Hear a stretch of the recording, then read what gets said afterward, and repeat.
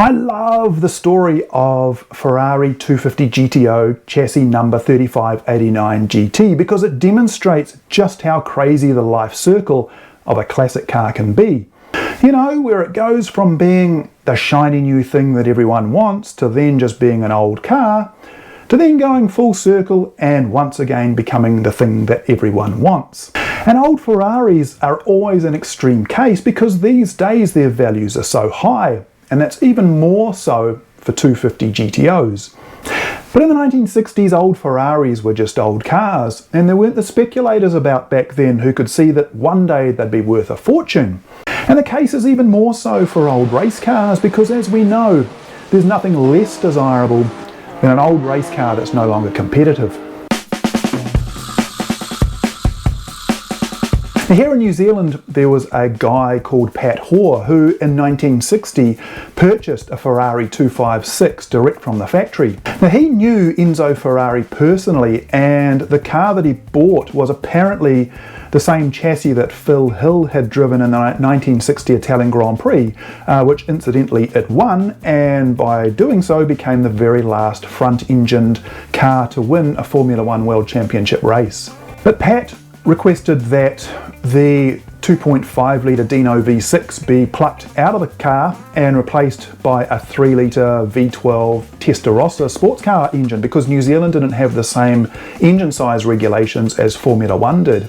Anyway, Pat Hoare raced this car for 2 seasons and he won the New Zealand Gold Star with it, but increasingly it became uncompetitive against the new generation of mid-engine cars that were coming into the sport.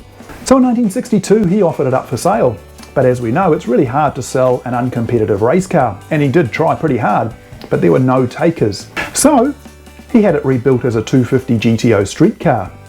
He even had Ferrari send a brand new 250 GTO windscreen. It was styled on the 64 notchback model, but it looked kind of weird because a 256 Formula One car is nearly 10 inches shorter in the wheelbase than a 250 GTO.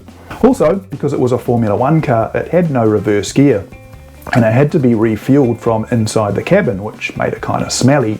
Anyway, a school teacher by the name of Logan Fowle owned that car for years, about 15 years in fact, drove it to school pretty regularly. It was later purchased by Neil Corner, who shipped it back to England and restored it as a 256 Grand Prix car, although he left the V12 in it. I believe the owner these days is Tony Smith, who's the band manager of Genesis and Pink Floyd among others, and he's since put a V6 Dino motor back into it. Here's another one for you. This was a Ferrari 555 Super Squalo Formula One car that Peter Whitehead brought to New Zealand in about 1955 or so. This was one of the 4-cylinder cars that Ferrari had built. It went through various owners in the late 1950s into the early 60s until it became just basically an outdated, unwanted car. And there's a really great photo of it, which I'll share here with you, of it sitting in a workshop in a small town called Hunterville alongside Chris Amon's Maserati 250F, which was just as undesirable at the time, and they're just sort of sitting there gathering dust together. Anyway, somehow the 555 ended up with an Auckland car dealer by the name of Garth Souness, and he also had trouble selling it. So he did what anyone would do. He had the body removed, the engine removed, he had the chassis modified so it could fit a Morris Minor body, and he installed a small block Chevy V8 with the 8 exhaust stacks sticking up through holes in the hood. I mean, if you had an old outdated F1 car, you'd stick a Morris Minor body on it too, wouldn't you?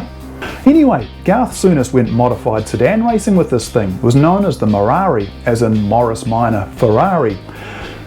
And it sounds crazy, but he actually extended the shelf life of this car by several years. Anyway, the 555 went back overseas and was restored back to original as you'd expect, and it recently sold at a Bonhams auction for just under €2 million.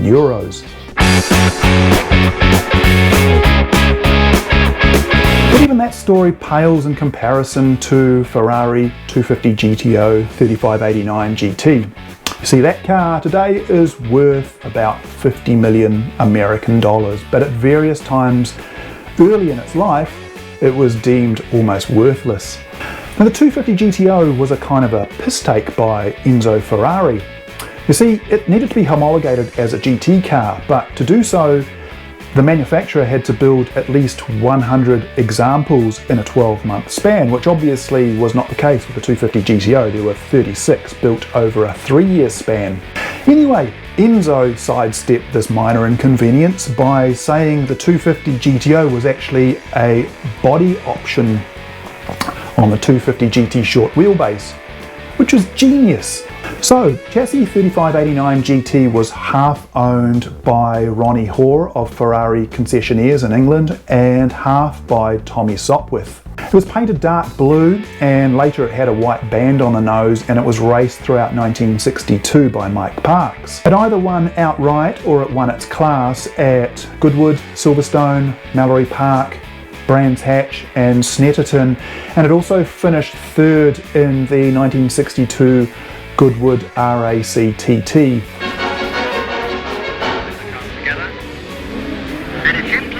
Number 5 is Mike Parks in the Ferrari Berlinetta.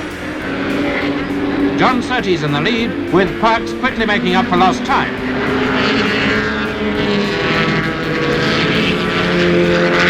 It also won the Daily Mirror 3-hour trophy race at Snetterton.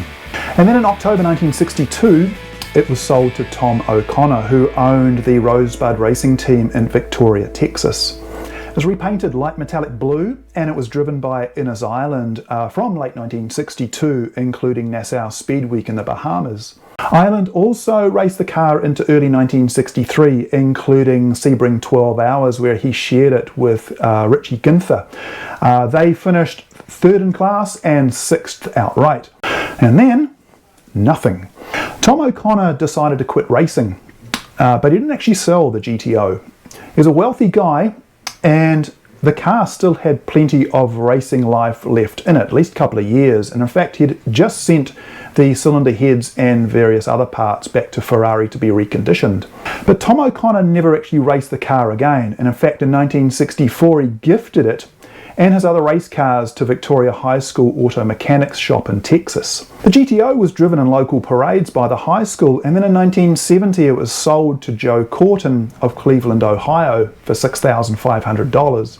Now today that doesn't sound like a whole lot of money, but in 1970 it was about $1,000 more than a brand new Corvette, and about the going rate for a high-end GT car. Now here's a copy of Road and Track magazine that I have here from 1972. It's not quite 1970, but it's the closest thing I have. And in the marketplace section in the back, there's a 1965 Cobra 289 at $9,000, a 1969 ISO Griffo for $7,800, and a 1968 Lamborghini Miura for $9,000. So, like I say, $6,500 was about the going rate for an old GT car. Now, at some point, the GTO was repainted red, possibly by the high school. Now, Joe Corton owned a specialist rental car company called Motorcars Masculine, and you could rent the GTO for $34 a day. But if Tom O'Connor placed little value in the GTO, at least he kept it in perfect working order. You see, in 1972, Joe Corton pushed it into a field, and he left it there for the next 10 years. And it just deteriorated as you'd expect. In fact, he left the side windows open so rain and snow could get into it. And it was actually the GTO's old driver, Innes Ireland, who visited Joe Corton in around 1982, and he convinced Corton to at least put it in a shed, which he did. And in fact, Ireland actually tried to buy the car, but the response was, as you'd guess, nope, one day I'm going to fix it up. Anyway, as you'd expect, he never did, and in fact in 1986 he sold it to a guy called Frank Galoli, who started restoring it but then sold it again 2 years later. It was finally restored in the late 1980s back to its original livery from 1962, and then it was restored again just a few years ago. So these days its condition is beyond perfect, like way better than new, and I expect that it'll never be raced again simply because of its value, which is kind of a shame. Because it was originally built specifically to go racing, and in fact this particular car only had a racing life of about 11 months. Now I could be wrong, but I feel like Joe Corton probably wasn't really a car guy. the GTO was purchased specifically as a business acquisition.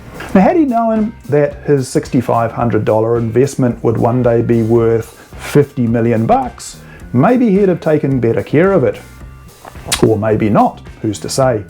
But what I do know is that we're all geniuses with the benefit of hindsight. Anyway, that's it for this episode, guys. Hope you enjoyed this video. If you did, please hit the like button and the subscribe button. And while you're there, tap that little bell thingy so you'll get a notification when I post up a new video. Anyway, thanks again. Catch you next time. Bye-bye.